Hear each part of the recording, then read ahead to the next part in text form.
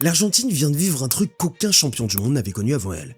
Disputer une finale de Coupe du Monde avec la planète entière contre elle. Pas seulement les supporters adverses, des pays entiers, des joueurs d'autres sélections qui célébraient sa défaite devant leur télé, des coachs qui l'accusaient publiquement de tricher, des millions de personnes qui ont regardé cette finale uniquement pour la voir perdre. Et cette haine, elle ne sort pas de nulle part. Il y a un pays qui a boycotté des paquets de chips à cause d'elle, un arbitre qui a dû fermer son compte Instagram, une fédération qui a déposé plainte à la FIFA, et un sélectionneur qui a juré de ne plus jamais regarder la Coupe du Monde.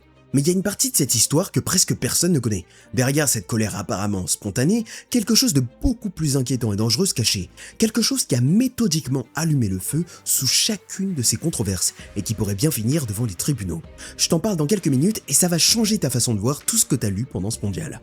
Et puis, il y a Messi. En 2022, la planète entière voulait le voir gagner. Après tout ce qu'il avait donné au foot, et après une performance monstrueuse en Coupe du Monde, tout le monde estimait qu'une carrière pareille méritait ce titre.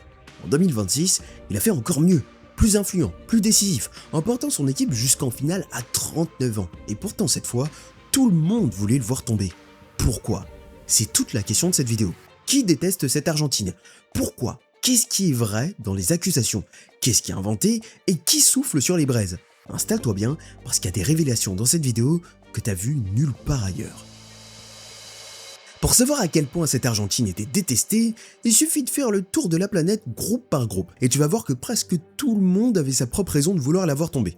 Commençons par les Français, et là, la rancune est profonde, mais elle ne vient pas de la défaite de 2022 elle-même, elle vient de ce qui a suivi. Emiliano Martinez et son geste honteux avec son trophée de meilleur gardien, la minute de silence pour Mbappé dans le vestiaire argentin, la poupée à l'effigie de Mbappé baladée pendant la parade de la victoire à Buenos Aires. Et puis en 2024, la goutte de trop. Cette vidéo en live d'Enzo Fernandez où on entend un chant raciste visant les joueurs français qui a déclenché une plainte de la Fédération française et une enquête de la FIFA. Depuis, pour beaucoup de Français, l'Argentine n'est plus un adversaire sportif. C'est une équipe qu'on ne supporte plus. Ensuite, les Égyptiens. Et eux, c'est la haine la plus fraîche et la plus violente. Après leur élimination en 8e, dans ce match où ils menaient 2-0 avant de tout perdre en quelques minutes, tout le pays a explosé. Leur coach, Osam Hassan, a lâché en conférence de presse: la FIFA veut peut-être garder Messi dans la compétition pour le marketing. Il n'y a ni justice ni fair play dans ce tournoi. Il a même annoncé qu'il boycottait personnellement le reste de la Coupe du Monde. Le buteur Zico, celui dont le but a été refusé par la VAR, a déclaré: l'injustice était claire. Mener 2-0 ne suffit pas contre l'Argentine. C'est clair que le tournoi est truqué.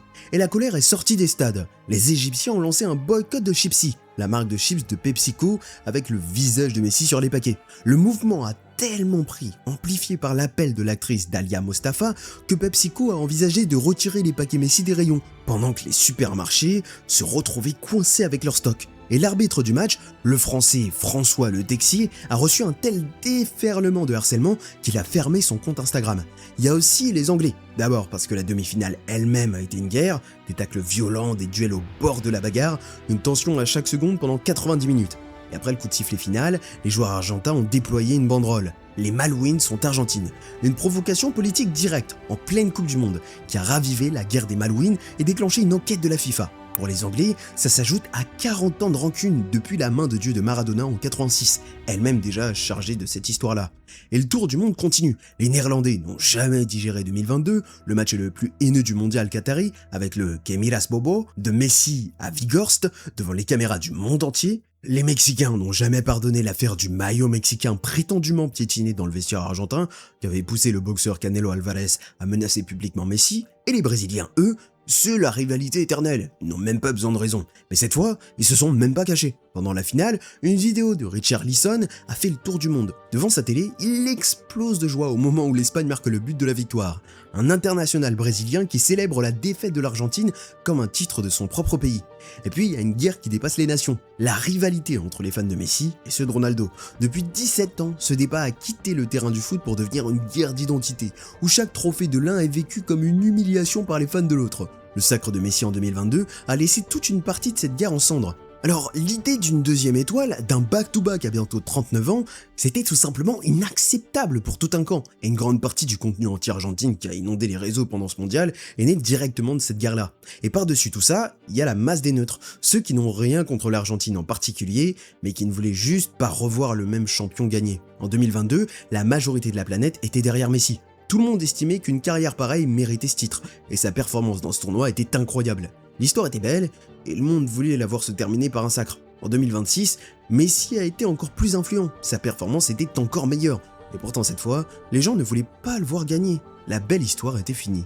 Le chasseur était devenu le dominateur, et le public mondial fait rarement une place dans son cœur au champion qui veut gagner encore. Fais le compte, les Français, les Égyptiens, les Anglais, les Néerlandais, les Mexicains, les Brésiliens, les guerres de fans et la masse des neutres. Quand t'additionnes tout ça, t'obtiens quelque chose que le football n'avait presque jamais vu. Une équipe contre laquelle la planète entière, ou presque, était unie.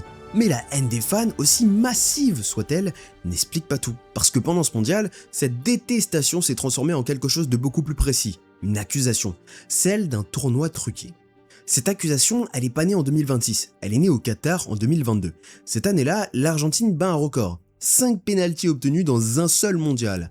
Ajoute le handball de Messi contre les Pays-Bas pour rester sans carton, et une partie du public, surtout dans le camp adverse de la guerre des fans, donnait son explication. Si Messi a enfin gagné, c'est que tout était arrangé. À l'époque, ça restait un discours de mauvais perdant, moqué par la majorité. Mais en 2026, ce discours est devenu mondial. Et pour être honnête avec toi, l'Argentine et la FIFA ont donné du carburant à cette théorie, match après match. Ça commence dès le premier tour, contre l'Algérie. Messi met un triplé, mais tout le monde ne parle que d'une chose, son tacle sur le défenseur Aïssa Mandi, resté sans le moindre carton. La fédération algérienne dépose une plainte officielle à la FIFA en accusant les arbitres de traitement de faveur envers la plus grande star du foot. Match suivant contre l'Autriche, le coach Ralf Rangnick sort furieux en conférence de presse, persuadé qu'il y avait faute de McAllister juste avant le but argentin. 2 matchs, 2 polémiques, 2 adversaires qui repartent en criant à l'injustice. Puis arrive le match contre le Cap-Vert, et là un détail met le feu au réseau. Quand le Cap-Vert égalise, les caméras filment la tribune officielle, et on y voit Gianni Infantino, le président de la FIFA, avec une tête d'enterrement. Pas la réaction neutre d'un dirigeant, la réaction d'un fan déçu. Et après le match, au lieu de calmer les choses, il déclare « J'ai souffert pendant ce match ». Le président de la FIFA qui souffre quand l'Argentine est accrochée, pour les partisans du complot, c'était l'aveu parfait. Et ensuite, il y a l'Égypte, le match qui a tout fait exploser. Mené 2-0, les Argentins renversent le match en une dizaine de minutes, avec au passage un but égyptien refusé par la VAR pour une faute au tout début de l'action à des dizaines de mètres du but. T'as vu au chapitre précédent ce que ça a déclenché. La plainte officielle, le boycott, l'arbitre harcelé. Mais il faut ajouter la phrase complète du coach égyptien Osam Hassan, parce qu'elle résume toute la théorie. Le résultat a été influencé par des facteurs internes sur le terrain, et des facteurs externes en dehors. Peut-être qu'il voulait garder le champion du monde dans la compétition. Peut-être qu'il voulait que Messi reste en course. Un sélectionneur qui accuse ouvertement la FIFA de scénariser une Coupe du Monde. Et son message a été partagé des millions de fois. Et Osam Hassan était loin d'être le seul. Match après match, la liste des accusateurs s'est allongée. Et pas avec n'importe qui. Dès 2022, Pepe avait lâché « Il est inacceptable qu'un Argentin nous arbitre. Ils peuvent donner le titre à l'Argentine maintenant. » Patrice Evra a affirmé sur RMC « On sait tous qu'en 2022, ils ont donné la Coupe du Monde à Messi. » Tout était déjà écrit. En 2026, après le quart de finale, la Suisse a explosé à cause du carton rouge d'Embolo, expulsé pour simulation après l'intervention de la VAR alors que les Suisses juraient qu'il y avait contact. Leur sélectionneur Murat Yakin a lâché en conférence de presse. Cette décision était tout simplement incroyable. Il y a eu un contact clair et je ne comprends pas comment l'arbitre et la VAR sont arrivés à cette conclusion. Des matchs de cette importance ne devraient jamais être décidés par des arbitrages controversés. On nous a punis pour une erreur, le football a perdu. Thomas Tuchel, après la demi-finale, s'en est pris à l'arbitrage en soulignant qu'à peine un Argentin avait été averti malgré la violence des duels. Et à quelques heures de la finale, Laporte a publiquement dénoncé le laxisme dont bénéficiait l'Argentine pendant que Rodri se plaignait lui aussi dans la presse. C'est d'ailleurs pour ça qu'Otamendi, en pleine bagarre après la finale, lancera à Rodri « Tu t'es plaint toute la semaine toi et Laporte ». La théorie du complot était partout, jusque sur le terrain. Et par-dessus les matchs, il y avait des chiffres qui nourrissaient le doute. L'Argentine a terminé le tournoi avec 88 fautes commises, le total le plus élevé de toute la compétition. Et pour ces 88 fautes, elle n'a reçu que 9 cartons jaunes. Pour comparer, l'Égypte a commis 59 fautes et reçu 12 cartons. Le Canada, 72 fautes, 11 cartons. Les deux ont fait moins de fautes que l'Argentine et pris plus de cartons. C'est ce genre de chiffre qui tournait en boucle sur les réseaux, avec à chaque fois la même conclusion. Les arbitres les protègent. Il y a eu aussi le choix des arbitres. Pour le quart de finale France-Maroc, la FIFA a désigné une équipe arbitrale composée de 5 officiels argentins, du jamais vu pour un match impliquant le principal rival de l'Argentine, celui qui pouvait la retrouver en finale. Et il y a eu le précédent le plus fou de tous. Donald Trump a publiquement demandé à la FIFA d'annuler la suspension de l'attaquant américain Balogun après son carton rouge. Et la FIFA l'a fait. Un président qui téléphone, une sanction qui saute. À partir de là, comment convaincre les gens que cette FIFA-là est intouchable? Et maintenant, on regarde l'ensemble. Des décisions contestées match après match, un président de la FIFA qui affiche son camp, des chiffres disciplinaires anormaux, des arbitres au drapeau douteux et une instance qui plie devant un président américain. Chaque élément pris seul peut s'expliquer, mais tous ensemble, pour des milliards de personnes, ça formait une histoire toute trouvée. La FIFA veut Messi champion, et tout le monde joue le jeu. Sauf que la vraie question, c'est pas de savoir si cette histoire est séduisante, c'est de savoir si elle est vraie. Et quand tu regardes chaque décision une par une, avec les règles du jeu sous les yeux, le tableau change complètement. Alors cette Coupe du Monde était-elle truquée? Prenons les accusations une par une, avec les règles sous les yeux. Le but refusé de l'Égypte, d'abord. La VAR est intervenue pour une faute au départ de l'action. Un maillot tiré et un pied écrasé sur Lisandro Martinez avant le contre égyptien. Le protocole est clair. Si l'équipe qui marque a commis une faute dans la construction de l'action, la VAR peut intervenir, tant que la possession n'a pas changé de camp. C'est exactement ce cas. Tu peux trouver la décision sévère, mais elle est conforme aux règles. Même chose pour le penalty réclamé sur Salah en fin de match. Regarde bien l'action, Alvarez touche le ballon en premier, et c'est Salah qui, dans son élan, ramène son pied vers le joueur adverse et trébuche. Le ballon était déjà perdu. C'est pas une faute, ni en Coupe du Monde, ni à aucun niveau de football. Le tacle de Messi contre l'Algérie, un jaune oublié, oui. Un rouge, peu de force, pas de mise en danger caractérisée, et regarde bien l'action, Messi retire son pied immédiatement. La preuve qu'il n'y a rien d'intentionnel. D'ailleurs, sur le coup, personne n'a rien réclamé sur le terrain. Et beaucoup de spectateurs n'avaient même pas remarqué l'action en direct. C'est seulement après, au ralenti, en boucle sur les réseaux, qu'elle est devenue un scandale. Et des décisions contestables, toutes les équipes en ont eu. L'Angleterre a marqué un but alors que le ballon avait touché un câble de caméra, et personne n'a parlé de complot pro-anglais. Mbappé a obtenu un penalty contre le Maroc, sans le moindre contact avec Mazraoui. Olysée aurait dû être expulsé contre l'Espagne, il est resté sur le terrain. Personne n'a accusé la FIFA de rouler pour la France. Les erreurs d'arbitrage n'ont pas de drapeau, mais il faut être honnête dans les deux sens. Certaines incohérences sont réelles. Le ratio faute carton de l'Argentine est objectivement anormal. Les 5 arbitres argentins sur France-Maroc, c'est une erreur de désignation que la FIFA aurait dû éviter. Et l'épisode Trump-Balogun a prouvé que cette FIFA pouvait céder à une pression extérieure. Les sceptiques n'ont pas tout inventé. Sauf qu'à côté de ces vrais débats, il y a une marée de purs mensonges. Une image générée par intelligence artificielle montrant Messi en train d'écraser la jambe de Jet Spence, partagée des millions de fois alors que la scène n'a jamais existé, un clip truqué par IA où on voit Messi dribbler un joueur suisse dans la surface, tomber tout seul et réclamer un penalty, une action qui n'a jamais eu lieu, de fausses citations attribuées à des joueurs et des célébrités, des clips coupés au montage pour inverser le sens d'une action, des comptes qui n'avaient jamais parlé de foot de leur vie et qui, du jour au lendemain, publiaient en boucle sur le scandale argentin. Et c'est là que quelque chose cloche. Des erreurs d'arbitrage, ça fait débat, mais des images fabriquées, des citations inventées, des comptes sans historique qui poussent tous le même message au même moment, ça c'est plus de la colère de supporters. Ça ressemble à autre chose. Pendant le tournoi, plusieurs personnes ont commencé à affirmer qu'elles savaient exactement ce que c'était. Pendant que le monde entier débattait des arbitres, plusieurs gros comptes football sur X ont publié quelque chose d'inattendu. Des captures d'écran de messages privés qu'ils affirmaient avoir reçus. L'expéditeur, une agence de relations publiques. La proposition, de l'argent pour participer à une campagne coordonnée contre l'Argentine pendant toute la Coupe du Monde. Et le contenu de ces offres, tel que ces comptes l'ont publié, est glaçant. Un paiement par campagne ou par match. Des hashtags précis à pousser dans les tendances, de façon coordonnée, des éléments de langage fournis clés en main, avec des modèles de tweets et des horaires de publication, et les récits à marteler étaient listés noir sur blanc. Vol arbitral, arbitre biaisé, une équipe qui ne reçoit pas le respect qu'elle mérite, agenda médiatique, et remettre en cause chaque décision de la VAR après chaque match. Relis cette liste, et maintenant repense à ce qu'on a vu au chapitre précédent. Les mêmes expressions mot pour mot qui inondaient les réseaux après chaque match de l'Argentine. Les comptes sans historique foot qui publiaient tous la même chose au même moment. Les images générées par l'IA qui tombaient toujours au bon moment. Soudain, tout ça avait une explication possible. Maintenant, soyons très clairs sur ce qui est prouvé et ce qui l'est pas. À ce jour, aucune agence n'a été formellement identifiée. Aucune enquête indépendante n'a confirmé l'existence de cette campagne. Aucune preuve publique de réseau de bots n'a été apportée. Ce sont des affirmations de comptes qui disent avoir été approchés. Capture à l'appui. Certains ont spéculé sur qui pouvait financer une opération pareille, mais sans la moindre preuve.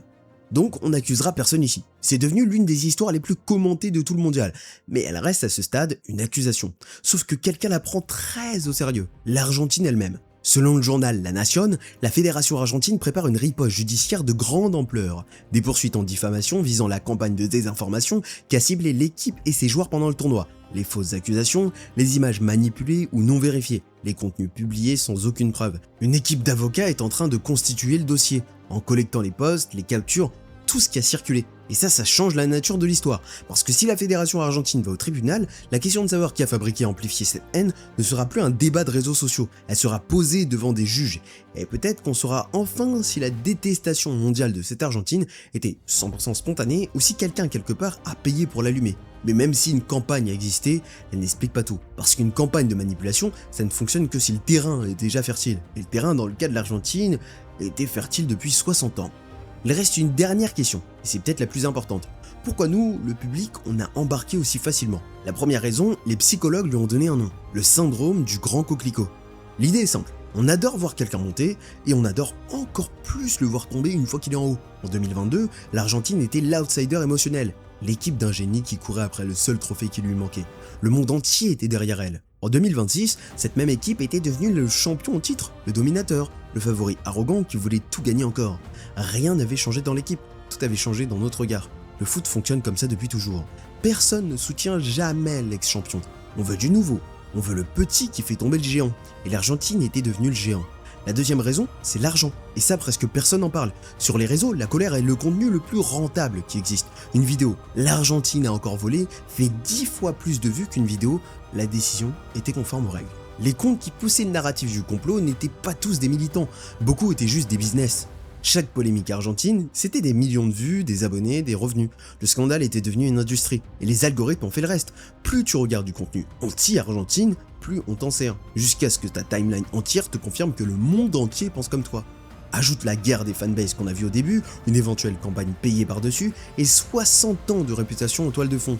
Chaque groupe avait sa raison de détester, chaque acteur avait un intérêt à amplifier, et chaque plateforme était conçue pour faire circuler la colère plus vite que les faits. La haine contre cette Argentine, c'était pas un phénomène, c'était une machine parfaite où tout le monde alimentait tout le monde. Et au milieu de cette machine, il y avait une équipe de foot, avec ses vrais défauts, ses provocations, ses bagarres, son jeu dur, mais aussi avec un truc que la haine a fini par écraser complètement. Un des plus grands joueurs de l'histoire qui disputait les derniers matchs de sa vie en Coupe du Monde. Alors pourquoi tout le monde déteste l'Argentine? T'as maintenant la réponse complète. Parce que chaque peuple avait sa blessure, des Français aux Égyptiens, parce que la FIFA et l'Argentine elles-mêmes ont donné du carburant aux soupçons, entre décisions douteuses et provocations, parce qu'une possible campagne payée a peut-être soufflé sur les braises, et la justice le déterminera, parce que 60 ans de réputation avaient préparé le terrain, et parce que nous, le public, on adore détester le champion pendant que des milliers de cons gagnent leur vie sur notre colère. Mais je te laisse avec une dernière image. Au milieu de tout ça, il y avait Lionel Messi, 39 ans, qui jouait les derniers matchs de sa carrière en Coupe du Monde. L'homme que la planète entière portait en héros il y a 4 ans a fini sa dernière finale sous les sifflets d'une partie du monde, battu avec ses coéquipiers en train de se battre sur la pelouse.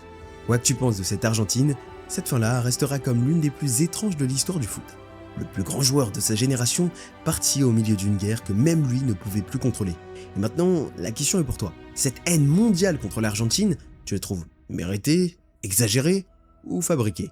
Dis-moi ce que t'en penses en commentaire et sois honnête sur ton camp. Si la vidéo t'a appris des choses, lâche un like, abonne-toi et on se retrouve très vite.